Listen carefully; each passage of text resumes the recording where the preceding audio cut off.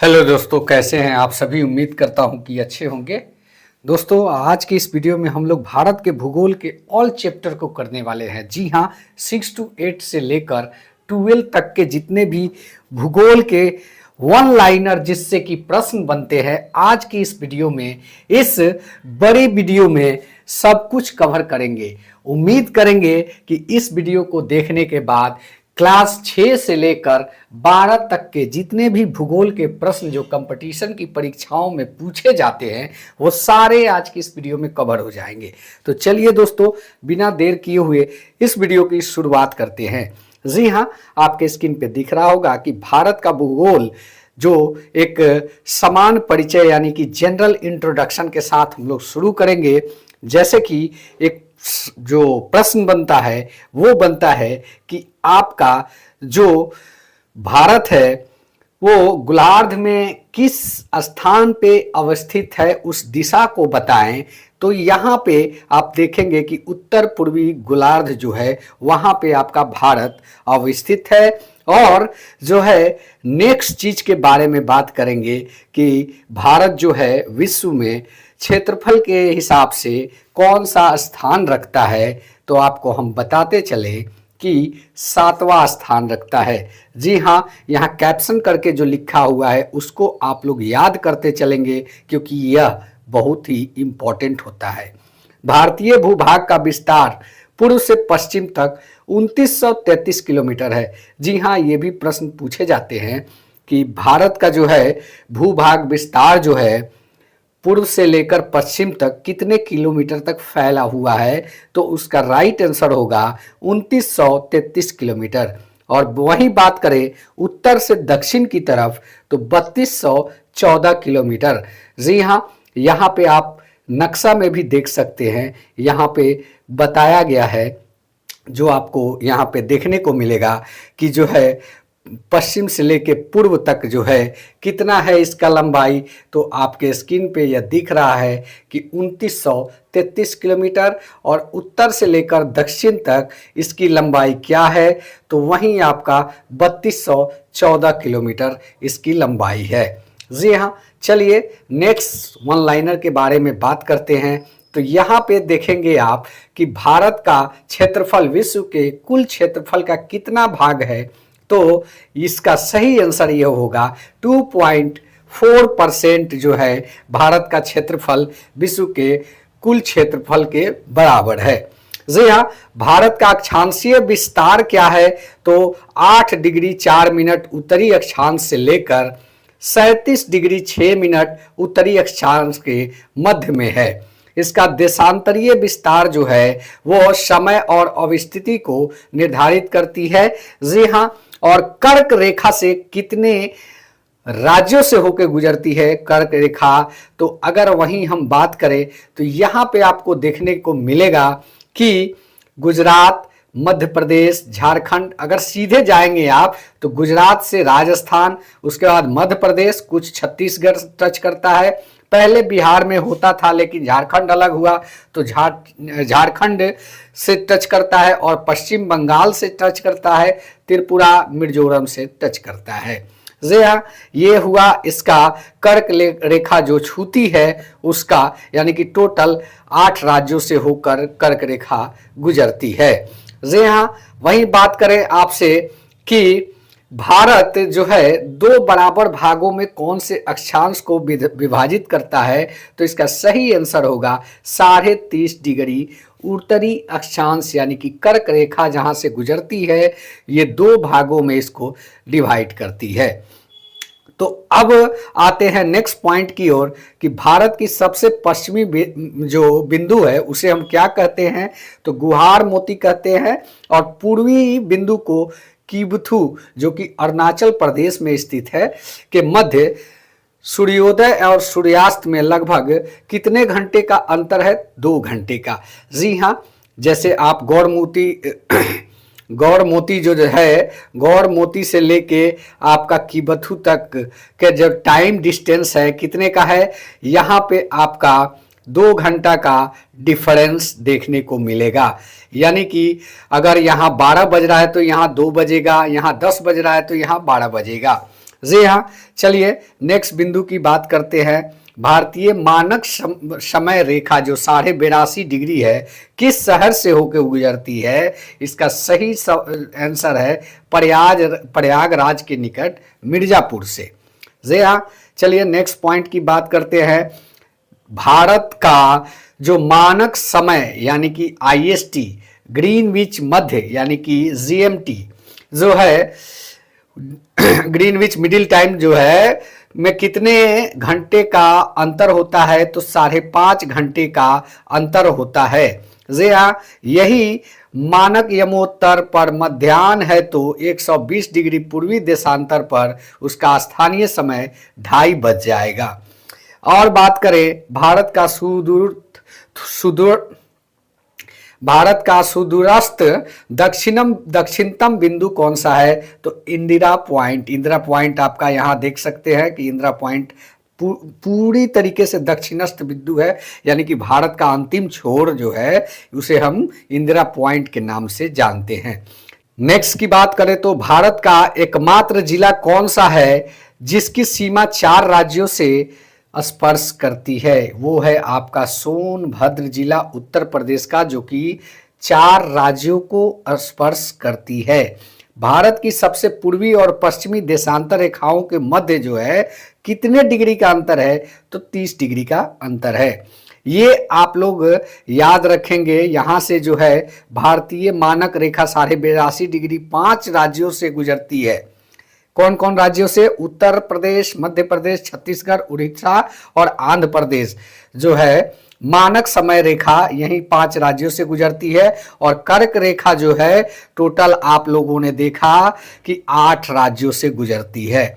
चलिए अब आते हैं नेक्स्ट अध्याय की तरफ। तो यहाँ पे आप देखेंगे कि भारत के केंद्र शासित प्रदेशों के बारे में हमको जानना है। तो आगे इसमें कुछ पॉइंट जुड़े हुए हैं जो आप देख सकते हैं, आपको इस वीडियो में देखने को मिलेगा, जो अब बन चुका है दादर नागर हवेली एवं दमन द्वीप का विलय। जी हाँ, संसद ने लोकसभा में 27 नवंबर 2019 को तथा राज्यसभा में 3 दिसंबर 2019 को पारित किया कि दादरा व नागर हवेली एवं दमन द्वीप केंद्र शासित प्रदेशों का विलय होगा। विधेयक इसका 2019 के माध्यम से उपयुक्त दोनों केंद्र शासित प्रदेशों का विलय कर दिया गया। इसका पुनर्गठन 26 जनवरी 2020 से प्रभावी है। अब नए केंद्र शासित प्रदेश का नाम दादरा व नगर हवेली तथा दमन और दीप होगा। इसकी राजधानी दमन बनाई गई। यहाँ से सवाल पूछा जा सकता है कि राज्यसभा में इसको कब पारित किया गया? तो 3 दिसंबर 2019 को। और लोकसभा में इसको कब पारित किया गया? तो 27 नवंबर 2019 को। इसका पुनर्गठन कब हुआ? 26 नवंबर 2020 से यह प्रभावित हो गया। और जो है दमन द्वीप का राजधानी दमन होगा, ये आप लोग याद रखेंगे। चलिए और बात करते हैं। अब आएंगे उसमें आपके पर्वत श्रेणियों में आएंगे, थोड़ा समय देते हैं यहाँ पे इस पॉइंट की तरफ। उसके बाद किस देश के पास सर्वाधिक समय कटिबंध यानी कि समुद्र पारीय क्षेत्रों सहित मिला के किसके पास है? तो वो आपका है फ्रांस। भारत मानक समय रेखा कर्क से रेखा एक दूसरे को छत्तीसगढ़ में काटती है। जी हाँ, कर्क रेखा और मानक समय रेखा जो है एक दूसरे को छत्तीसगढ़ में काटती है। याद रखेंगे क्योंकि यहाँ से सवाल पूछा जाता है कि किन राज्यों में जो है भारतीय मानक समय रेखा और कर्क रेखा एक दूसरे को काटती है। तो उस सवाल का आंसर हो जाएगा कि छत्तीसगढ़। भारत की मुख्य भूमि की तटीय लंबाई कितनी है? 6100 किलोमीटर। म्यांमार की सर्वाधिक सीमा किस भारतीय राज्य को स्पर्श करती है? अरुणाचल प्रदेश को। जनसंख्या की दृष्टि से भारत विश्व में कौन सा स्थान है? तो यहाँ अगर एनसीईआरटी के हिसाब से बात करें तो दूसरा स्थान, नहीं तो अब हम लोग पहले स्थान पर हैं। जी हाँ, असम की सीमा कुल कितने राज्य और केंद्र शासित प्रदेशों को स्पर्श करती है? तो टोटल 7 राज्यों को। रॉस द्वीप, नील द्वीप और हैवलॉक द्वीप का परिवर्तित नाम जो है वो क्या है? तो इसको आप लोग बिल्कुल याद रखेंगे क्योंकि जो है रॉस द्वीप सुभाष चंद्र बोस द्वीप हो गया, नील द्वीप स्वराज शहीद द्वीप कहलाता है, और हैवलॉक द्वीप जो है स्वराज द्वीप कहलाता है। भारत किस जल संधि द्वारा श्रीलंका से पृथक यानी कि अलग हो गया? पाक जल मरुमध्य से अलग होता है। भारत का कौन सा राज्य तीन ओर से बांग्लादेश से घिरा है? तो सही जवाब होगा त्रिपुरा। यहाँ पे आप देखेंगे कि भारत के जो इम्पोर्टेंट चैनल्स है, 9 डिग्री चैनल में आप देखेंगे कि लक्षद्वीप और मिनिकॉय के मध्य है, 8 डिग्री चैनल मालदीव और मिनिकॉय के मध्य है। ये बीपीएससी का पूछा हुआ सवाल है, याद रखेंगे। ग्रेट चैनल या महान चैनल जिसे कहते हैं वो सुमात्रा इंडोनेशिया और निकोबार के मध्य है, और पाक स्टेट जो है भारत श्रीलंका के मध्य है। माही क्रीक जो है एक पतली सी निवेशिका है जो कि मुंबई में है। कच्छ की खाड़ी पश्चिमी गुजरात में, खंबात की खाड़ी पूर्वी गुजरात, नर्मदा और ताप्ती का मुहाना, और लक्षद्वीप सागर लक्षद्वीप और मालाबार के तट मध्य, और मन्नार की खाड़ी दक्षिण पूर्वी तमिलनाडु और श्रीलंका के मध्य। कोको स्टेट जलमरुमध्य, यह आपका कोको द्वीप हो गया म्यांमार और उत्तरी अंडमान के मध्य है। डंकन पास दक्षिणी अंडमान और लघु अंडमान के मध्य है। 10 डिग्री चैनल अंडमान और निकोबार के मध्य है। 10 डिग्री को याद रखिएगा क्योंकि ये ज़्यादा पूछता है। चलिए नेक्स्ट पे आते हैं। यहाँ पे आप देखेंगे जो है बॉर्डर लाइन जो है किसको क्या कहते हैं, यहाँ पे आपको देखने को मिलेगा। जो विभिन्न देशों के साथ भारत की जो सीमाएं लगती है उनको देखें आप लोग, तो बांग्लादेश से जो सीमा लगती है सबसे ज़्यादा लगती है 4096.7 किलोमीटर की सीमा लगती है, और उसको हम जानते हैं रेड क्लिफ सीमा रेखा के नाम से, जो कि सीमा पश्चिम बंगाल, मेघालय, मिजोरम, त्रिपुरा, असम इन राज्यों से होकर लगी हुई है। चीन की जो सीमा रेखा है वो 3488, जिसे हम लोग मैकमोहन सीमा रेखा के नाम से जानते हैं, जो कि लद्दाख, हिमालय, हिमाचल प्रदेश, उत्तराखंड, सिक्किम और अरुणाचल प्रदेश से लगी हुई है। पाकिस्तान 3323 किलोमीटर रेड क्लिफ रेखा के नाम से जानते हैं। गुजरात, राजस्थान, पंजाब, जम्मू कश्मीर, लद्दाख, ये सारे राज्यों से पाकिस्तान की सीमा रेखा सटी हुई है। वहीं बात करें नेपाल की तो 1751 किलोमीटर, इसका अभी नामकरण नहीं है। 5 राज्यों से ये भी टच करती है। उत्तर प्रदेश, बिहार, पश्चिम बंगाल, सिक्किम, उत्तराखंड से लगी हुई है। वहीं बात करें म्यांमार की तो 1643 किलोमीटर अरुणाचल प्रदेश, नागालैंड, मिजोरम और मणिपुर से लगी हुई है। भूटान का जो सीमा रेखा है वो आपका 699 किलोमीटर 4 राज्यों से सटी हुई है, ये भी पश्चिम बंगाल, सिक्किम, अरुणाचल प्रदेश, असम। अफगानिस्तान का मात्र एक ही 106 किलोमीटर की सीमा डुरंड रेखा के नाम से जानते हैं, लद्दाख से लगी हुई है। चलिए यहाँ पे कुछ फैक्ट्स दिए हुए हैं मैकमोहन रेखा और रेड क्लिफ रेखा के बारे में कि कैसे इसका नाम पड़ा और किन्होंने किया, तो इसको भी हम लोग जान लेते हैं। यहाँ पे अंग्रेजों के शासन के दौरान जो है भारत और चीन के मध्य उत्तर पूर्व में यह सीमा रेखा 27 अप्रैल 1914 को निर्धारित की गई थी, जिसे मैकमोहन रेखा कहा गया। इसका नामकरण सर हेनरी मैकमोहन के द्वारा किया गया।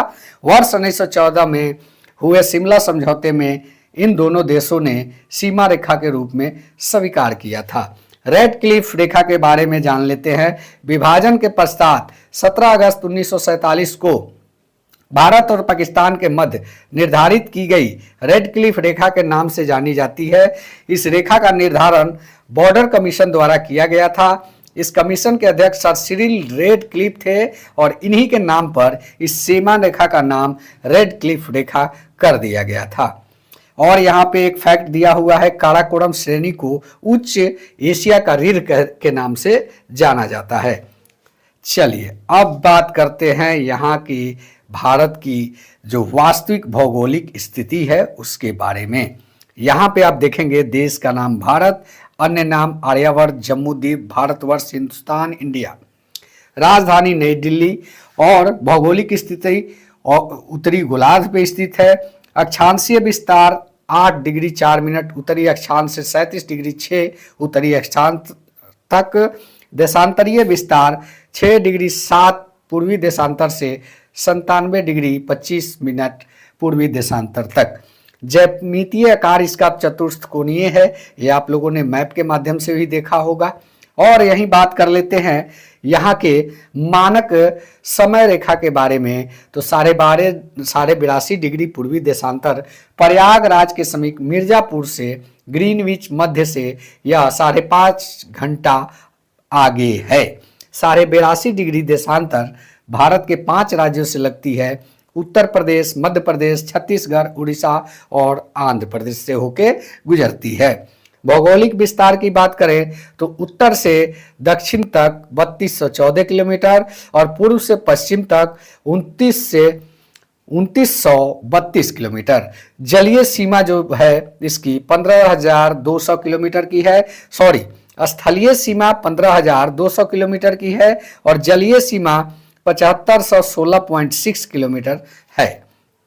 वहीं बात करें परदेशी के जल सीमा के बारे में तो समुद्री तट से 12 समुद्री मील तक इसकी सीमा है। अब तय कैसे होता है ये सब डिटेल में बताने के लिए दूसरे वीडियो में बताना पड़ेगा। इसका भी एक कैलकुलेशन है जिससे यह निर्धारित होता है। जलवायु यहाँ की जो है मानसूनी जलवायु है। 36 क्षेत्रफल अगर बात करें तो इसका क्षेत्रफल है 32,87,263 किलोमीटर, जो कि विश्व के कुल क्षेत्रफल का 2.4% है और क्षेत्रफल की दृष्टि से विश्व का 7वां स्थान है। कुल जनसंख्या यहाँ की अगर बात करें तो आप यहाँ पे देख सकते हैं पूरी जनसंख्या, और जनसंख्या की दृष्टि से विश्व में भी इसका स्थान जो है द्वितीय माना जाता है, लेकिन अभी हम लोग चीन को पछाड़ के प्रथम से मतलब स्थान पे हैं। यहाँ पे पुरुषों की जनसंख्या की बात करें तो यहाँ पे आपको देखने को मिलेगा कि 62,30,70,258 और महिला जनसंख्या 58,75,84,719। ग्रामीण जनसंख्या जो है यह परसेंटेज में देखे तो 68.8% है और 83.37 करोड़ है। शहरी जनसंख्या 37.71 करोड़ है और परसेंटेज में बात करें तो 31.16% है। दशकीय जनसंख्या में वृद्धि जो है, एक दशक में जनसंख्या वृद्धि दर जो है इसका 17.64% है। लिंगानुपात 943 प्रति हजार पुरुषों पर है। शिशु लिंगानुपात 918 प्रति हजार पुरुषों पर। जनसंख्या घनत्व जो है 382 व्यक्ति पर वर्ग किलोमीटर है। यहाँ ये भारत की वस्तुस्थिति स्थिति है। बिहार का 1106 है, ये जान के रखिएगा। चलिए नेक्स्ट की बात करते हैं। यहाँ पे अब नेक्स्ट की बात करें तो और भी बहुत सारे फैक्ट्स हैं। यहाँ पे साक्षरता दर की बात करें तो टोटल जो है 74.04% है और पुरुष साक्षरता दर 82.14% है। महिला साक्षरता दर 65.46% है और यहाँ पे जनसंख्या जो है अनुसूचित जातियों का 16.6% है, यानी कि यहाँ भी आप देखेंगे अरबों में जनसंख्या है। अब बात करते हैं वहीं राज्यों की संख्या 28, केंद्र शासित प्रदेशों की संख्या 8, पर्वतीय क्षेत्र विस्तार जो है 10.7%, पहाड़ी क्षेत्र विस्तार 18.6%, पठारी क्षेत्र विस्तार 27.7% और मैदानी क्षेत्र विस्तार 43.0%। वही कर्क रेखा की स्थिति जो है किन किन राज्यों में अवस्थित है इसके बारे में भी अगर हम बात करें तो कर्क रेखा जो है 8 राज्य में गुजरात, राजस्थान, मध्य प्रदेश, छत्तीसगढ़, झारखंड, पश्चिम बंगाल, त्रिपुरा और मिजोरम। IST समय रेखा जो जिसे हम कहते हैं 5 राज्य हैं उसके उत्तर प्रदेश, मध्य प्रदेश, छत्तीसगढ़, उड़ीसा, आंध्र प्रदेश। ये याद रखिएगा, ये जरूर पूछता है। अंतर्राष्ट्रीय राज्य का जो सीमा है संलग्न है केंद्र शासित प्रदेश या राज्य में कितने हैं तो 18 है। तेल शोधनशाला कितने हैं 23 है। राष्ट्रीय राजमार्गों की संख्या 962, ये 31 दिसंबर 2022 तक बताई गई है। अभी यह संख्या बढ़ेगी लेकिन हम लोग को NCERT के अकॉर्डिंग मालूम होना चाहिए। बड़े बंदरगाहों की संख्या 13 है। राष्ट्रीय पशु बाघ, वैज्ञानिक नाम इसका पैंथेरा टाइग्रिस। राष्ट्रीय विरासत पशु हाथी, और जो है राष्ट्रीय पक्षी मोर, इसका जो है वैज्ञानिक नाम पावो पावो क्रिस्टेट्स है। और राष्ट्रीय वृक्ष जो है बरगद है, वैज्ञानिक नाम फाइकस बेंगालनसिस है। राष्ट्रीय पुष्प कमल, वैज्ञानिक नाम निलंबो नुसिफेरा। राष्ट्रीय चिन्ह अशोक स्तंभ। राष्ट्रीय गान जन मन गण, रचयिता इसके हैं रविन्द्रनाथ टैगोर। राष्ट्रीय गीत वंदे मातरम, रचयिता इसके बंकिम चंद्र चटर्जी। राजकीय भाषा हिंदी, राष्ट्रीय लिपि देवनागरी। और राष्ट्रीय वाक सत्यमेव जयते, इसको लिया गया है मुंडपोकोपनिषद से लिया गया है। राष्ट्रीय ध्वज तिरंगा। और राष्ट्रीय नदी गंगा। राष्ट्रीय जलीय जीव गंगा डॉल्फिन। और जो है यहाँ पे आप देखेंगे कि पुदुचेरी का भौगोलिक विस्तार तमिलनाडु कराईकल से केरल, माहे और हाँ ये आंध्र प्रदेश, यमन राज्यों तक अविस्तृत है। चलिए नेक्स्ट, भौतिक विभाजन के बारे में अगर हम बात करें तो यहाँ पे देखने को मिलेगा कि भारतीय उपमहाद्वीप मूलतः किस भूखंड का भाग है, तो गोंडवाना लैंड का भाग है। जी हाँ, यह पूछता है कि भारतीय उपमहाद्वीप जो है किस भूखंड का भाग है, तो गोंडवाना लैंड का। भारत में उपलब्ध पूरा चुंबकीय परिणामों से संकेत मिलते हैं कि प्राचीन काल में भारतीय भूखंड उत्तर दिशा की ओर विस्थापित हुआ। इसकी भूगर्भिक संरचना जो है उस पर नजर डालते हैं तो 3 भागों में भूगर्भिक संरचनाओं की दृष्टि से विभाजित किया जाता है। हिमालय पर्वतीय क्षेत्र, उत्तर का मैदान और दक्षिण का प्रायद्वीपीय पठार। संरचना इस प्रकार से बनी होती है।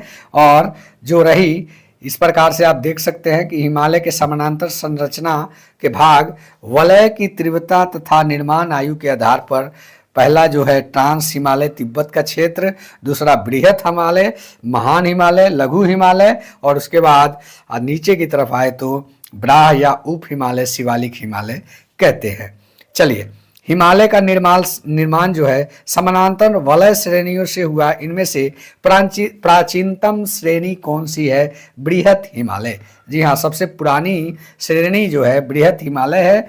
और वही बात करें कि हिमालय का पर्वतपादीय प्रदेश कौन सा है? शिवालिक। शिवालिक शैल समूहों के दक्षिण में स्थित भाबर क्षेत्र किस संरचना का उदाहरण है? गिरिपथ की स्थिति का। शिवालिक श्रेणी की औसत ऊंचाई जो है 600 से 1200 मीटर है। लघु हिमालय किन श्रेणियों के मध्य में स्थित है? महान हिमालय और शिवालिक। हिमालय की नवीनतम पर्वत श्रेणी कौन सी है? शिवालिक। जी हाँ, यहाँ बात करें नर्मदा और ताप्ती नदियों के मध्य कौन सी पर्वत श्रेणी है? सतपुड़ा श्रेणी। यह पूछा जाता है। उम्मीद करता हूं कि यह वीडियो आप लोग को अच्छा लगता होगा। अगर अच्छा लग रहा है चैनल को प्लीज सब्सक्राइब कर ले। चलिए बात करते हैं हिमालय की सबसे ऊंची पर्वत श्रेणी कौन सी है? हिमाद्री या बृहत हिमालय। बृहत हिमालय की औसत ऊंचाई 6100 मीटर है। पीर पंजाल श्रेणी किस राज्य में अवस्थित है? तो जम्मू कश्मीर में। पूर्वी हिमालय की तुलना में पश्चिमी हिमालय में ट्री लाइन की ऊंचाई कम है। उत्तराखंड के पताल तोर कुएं किस भाग में पाए जाते हैं? तो तराई के भाग में। अक्साई चीन किस क्षेत्र का भाग है? लद्दाख का। पश्चिमी हिमालय प्रदेश के प्रमुख प्राकृतिक संसाधन क्या है? तो वन उसके प्राकृतिक संसाधन है। भारत की प्राचीनतम पर्वत श्रृंखला कौन सी है? अरावली पर्वत। अरावली श्रेणियों की अनुमानित आयु कितनी है? 600 से 570 मिलियन वर्ष। माउंट एवरेस्ट को नेपाल में क्या कहते हैं? सागर माथा के नाम से जानते हैं। अरावली किस प्रकार की पर्वत है? तो अवशिष्ट पर्वत है, यानी कि रेसिडुअल माउंटेन कह सकते हैं उसे। दक्षिण भारत की सबसे ऊंची चोटी अनाईमुड़ी, जिसकी मीटर में बात करें तो 2695, यह केरल में पड़ता है। नीलगिरी पर्वतमाला का विस्तार किन राज्यों में है? तमिलनाडु और केरल में है। महाराष्ट्र एवं कर्नाटका के मध्य स्थित पश्चिमी घाट को किस नाम से जाना जाता है? कोंकण तट के नाम से जाना जाता है। इलायची की पहाड़ियां किन राज्यों के मध्य सीमा बनाती है? केरल और तमिलनाडु के मध्य सीमा बनाती है। सेवराय पहाड़ियां किस राज्य में स्थित है? तमिलनाडु में। पूर्वी घाट और पश्चिमी घाट परस्पर नीलगिरी पहाड़ियों में मिलते हैं। भारत की सर्वोच्च पर्वत चोटी का नाम बताइए। केटू कहिए या गॉडविन ऑस्टिन कह सकते हैं। 8611 किलोमीटर। यहाँ पे एक फैक्ट्स दिया हुआ है जिसको आप देख सकते हैं। विश्व की सर्वाधिक तीव्र ढाल वाली चोटी राकापोशी लद्दाख श्रेणी में स्थित है। माना दर्रा उत्तराखंड को किससे जोड़ता है? तिब्बत को जोड़ता है। नंदा देवी शिखर किस राज्य में स्थित है? उत्तराखंड में स्थित है। अरावली श्रेणी का उच्चतम पर्वत शिखर कौन सा है? गुरु शिखर 1722 मीटर राजस्थान में। हिमालय पर्वत की एक श्रेणी अराकानयोमा किस देश में स्थित है? म्यांमार में। यहाँ पे बात करें, एक फैक्ट्स दिया हुआ है। उत्तराखंड में कोनधारी वनों एवं छोटे छोटे घास के मैदानों को क्या कहते हैं? तो बुंग्याल या प्यार के नाम से जाना जाता है। उत्तराखंड की बात हो रही है, वहाँ पे कोनधारी वन जो हैं या घास के मैदान हैं उसको बुंग्याल या प्यार के नाम से जाना जाता है। यहीं हम लोग अगर देखें तो यहाँ पे आपको देखने को मिलेगा कि कुल्लू घाटी किन पर्वत श्रेणियों के मध्य स्थित है? धौलाधर और पीर पंजाल के मध्य स्थित है। पालाघाट दर्रा नीलगिरी और अन्नामलाई पहाड़ियों के मध्य स्थित है। नाथुला दर्रा जो है सिक्किम में स्थित है। यहाँ पे बात करें, लिपुलेख, माना और नीति दर्रा कहाँ स्थित है? तो उत्तराखंड में। रोहतांग दर्रा किस राज्य में स्थित है? हिमाचल प्रदेश में। पूर्वी हिमालय में औसत हिम रेखा जो है वो 3500 मीटर तथा पश्चिमी हिमालय में 2500 मीटर की ऊंचाई पर पाई जाती है। भारत का सबसे बड़ा हिमनद कौन सा है? वो है आपका सियाचिन लद्दाख। चौड़ाबाड़ी ग्लेशियर कहाँ स्थित है? केदारनाथ मंदिर के उत्तर में यानी कि उत्तराखंड राज्य में। मेघालय का पठार किसका भाग है? प्रायद्वीपीय भारत का। भारत के प्रायद्वीपीय पर्वत किस काल में निर्मित हुए हैं? पैलियोजोइक महाकल्प में यह हुए हैं। अरावली और विंध्य श्रृंखलाओं के मध्य कौन सा पठार स्थित है? मालवा का पठार। जी हाँ, अब बात करते हैं। यहाँ पे आपको देखने को मिलेगा कि दंडकारण्य क्षेत्र कहाँ स्थित है? छत्तीसगढ़ और उड़ीसा के मध्य स्थित है। लघु हिमालय एवं शिवालिक के क्षेत्र के मध्य में विस्तृत समतल संरचनात्मक स्थल को पूर्व में द्वार तथा पश्चिम में दून के नाम से जाना जाता है। भारत का औसत समुद्र तल किस तट से मापा जाता है? मुंबई से। भारत की समुद्र तट की रेखा की लंबाई कितनी है? 7516.6 किलोमीटर। किस राज्य की तटीय सीमा सबसे लंबी है? गुजरात की 1214.7 किलोमीटर। भारत के कितने राज्य समुद्री तट रेखा से संलग्न है? 6 राज्य तथा 4 केंद्र शासित प्रदेश। अब यहीं पर बात करते हैं भौगोलिक स्थिति। ये आपको एक और देखने को मिलेगी। यहाँ पे आप देखें कि अंडमान निकोबार द्वीप समूह कहाँ स्थित है? बंगाल की खाड़ी में। अंडमान निकोबार द्वीप में द्वीपों की संख्या कितनी है? तो 572। और 10 डिग्री चैनल किन दो द्वीपों को अलग करता है? अंडमान और निकोबार द्वीप को अलग करता है। बैरन द्वीप बंगाल की खाड़ी में स्थित है। श्रीहरिकोटा द्वीप पुलिकट झील के समीप स्थित है।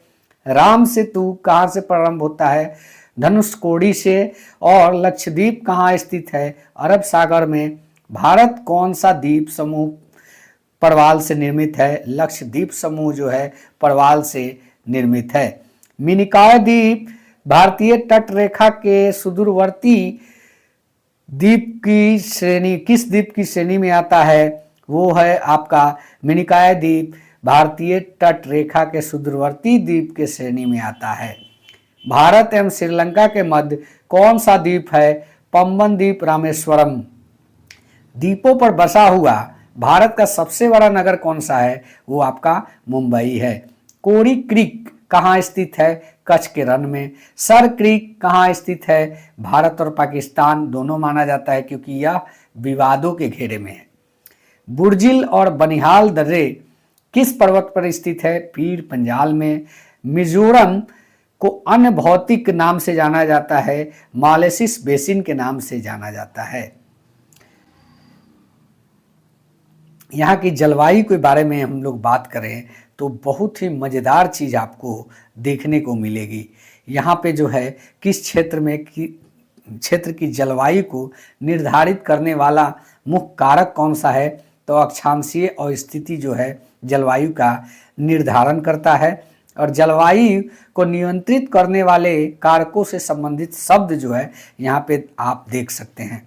लैंडफॉर्म यानी कि लैटिट्यूड अक्षांश, और एल्टीट्यूड ऊंचाई, और जो है नियरनेस फ्रॉम सी समुद्र की निकटता, डायरेक्शन ऑफ विंड पवन की दिशा, फॉरेस्ट समुद्र की जलधाराएं, रेनफॉल, और माउंटेन यानी पर्वत, और जो है आपका मिट्टी। ये सारी चीज़ें जो हैं एक जलवायु का निर्धारण करती है और ये नियंत्रित करने वाले कारण भी कहते हैं कि जलवायु नियंत्रित करने वाले कारक हैं, जिसे हम एक शब्द में जानते हैं लैंडफॉर्म के नाम से जानते हैं। अलग अलग करेंगे तो अक्षांश, ऊंचाई, समुद्र की निकटता, पवन की दिशा, वन, समुद्री जलधाराएं, वर्षा, पहाड़ और मिट्टी, ये सारे जो हैं किसी भी क्षेत्र के जलवायु को प्रभावित करते हैं। चलिए नेक्स्ट की बात करते हैं। भारत में ग्रीष्मकालीन मानसून के प्रवाह की सामान्य दिशा क्या है?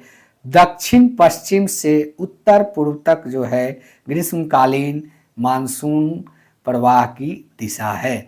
भारत के उत्तर पश्चिम मैदानों में शीत ऋतु में किसके प्रभाव से वर्षा होती है? तो पश्चिमी विक्षोभ के प्रभाव से। यह सवाल बीपीएससी टीआरई 3 का पूछा हुआ है। भारत के किन राज्यों में शरद ऋतु में वर्षा होती है?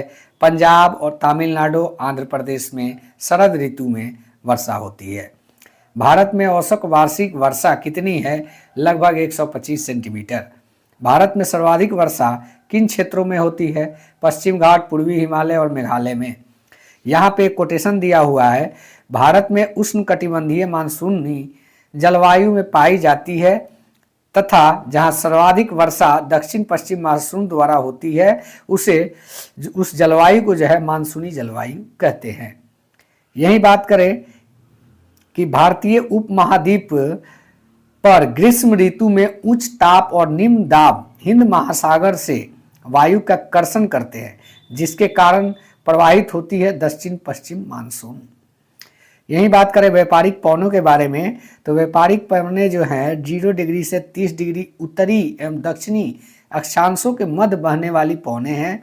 ये पवनें उपोष्ण उच्च वायु दाब कटिबंध यानी कि 35 NS से विषुवतीय निम्न वायु दाब कटिबंध से 0 से 5 NS की ओर बहती है। उत्तरी गोलार्ध में इन्हें उत्तर पूर्व व्यापारिक पवन कहते हैं और दक्षिणी गोलार्ध में दक्षिण पूर्व व्यापारिक पवनें कहा जाता है, या आम्र वर्षा भी इसी को कहा जाता है। चलिए और बात करते हैं। यहाँ पे देखेंगे कि पश्चिम बंगाल और असम में ग्रीष्म ऋतु में चलने वाली पवनें को स्थानीय भाषा में क्या कहते हैं? काल बैसाखी या चाय वर्षा। कब? ग्रीष्म ऋतु में पश्चिम बंगाल और असम में। भारत में सबसे कम वर्षा वाला स्थान लेह। कोपेन ने वर्ष 1918 में विश्व की जलवायु को कितने भागों में बांटा था? तो 5 भागों में बांटा था। ये भाग यहाँ पे आप देख सकते हैं। कोपेन योजना के अनुसार भारत के जलवायु प्रदेश, इसको 5 भागों में उन्होंने ऑलरेडी बांटा है, इसको आप देख सकते हैं। वहीं बात करें कि पीड़ादायक पवनों के बारे में आप लोग जानते होंगे, जो बिहार से लेकर पंजाब तक तबाही मचाती है, लू लगती है उसमें। लू उत्तरी मैदान में पंजाब से बिहार तक चलने वाली शुष्क और पीड़ादायक पौने होती है, जो कि मई में आप लोग मई जून के महीने में खुद महसूस किया भी होगा। यहाँ पे बात करें भारत में दक्षिण पश्चिम मानसून का समय समांतर कब से कब तक का होता है, तो जून से सितंबर तक का। भारत में मानसून का आगमन सबसे पहले किस राज्य में होता है, केरल में। भारत में नार्वेस्टर की उत्पत्ति कहाँ से होती है, छोटा नागपुर के पठार से। तमिलनाडु में मानसून के सामान्य महीने कौन से होते हैं, नवंबर और दिसंबर। भारतीय मानसून को प्रभावित करने वाले घटक कौन है, तो तिब्बत का पठार, जेट स्ट्रीम, एल नीनो एवं ला नीना आदि। उत्तर पूर्वी मानसून से सबसे अधिक वर्षा प्राप्त करने वाला कौन सा राज्य है, तमिलनाडु कोरोमंडल तट। भारत के किस क्षेत्र में औसत वार्षिक वर्षा 200 किलोमीटर की होती है, तो जम्मू कश्मीर और पश्चिमी राजस्थान। अमृतसर और शिमला लगभग एक ही अक्षांश पर स्थित है, किंतु उनकी जलवायु में भिन्नता मुख्यतः किन कारण से पाई जाती है, ऊंचाई के कारण। भारत में सर्वाधिक दैनिक तापांतर किस स्थान पर पाया जाता है, राजस्थान के मरुस्थलीय क्षेत्रों में। वही बात करें अब यहाँ पे आपको देखने को मिलेगा कि भारत में मानसून के प्रस्फोट के लिए किसे उत्तरदायी माना जाता है, तो पूर्वी जेट प्रवाह को। यहाँ पे दो चीज और हम लोग छोड़ रहे हैं, कॉफी वर्षा और चेरी ब्लॉसम का संबंध किससे है। ग्रीष्म ऋतु के समाप्त होने के बाद होने वाली मानसून पूर्व की बरछार जो होती है उसे ही कॉफी वर्षा या चेरी ब्लॉसम के नाम से जाना जाता है। कर्नाटक में आम्र वर्षा किस राज्य से संबंधित है, केरल एवं तटीय कर्नाटक के क्षेत्रों में। वहीं बात करें वर्षा का विवरण के बारे में कि कहाँ पे कितनी वर्षा होती है, कितने सेंटीमीटर। भारत में औसत वार्षिक वर्षा लगभग 125 सेंटीमीटर, परंतु इसमें क्षेत्रीय विभिन्नताएं भी पाई जाती है जो निम्नवत है। पहला, अधिक वर्षा वाले क्षेत्र पश्चिम घाट, उत्तर पूर्व और उप हिमालय के क्षेत्र तथा मेघालय की पहाड़ियों पर अधिक वर्षा होती है। यहाँ वर्षा 200 सेंटीमीटर से भी अधिक होती है। खांसी और जयंतिया पहाड़ियों के कुछ भागों में 1000 सेंटीमीटर होती है, उससे अधिक भी होती है।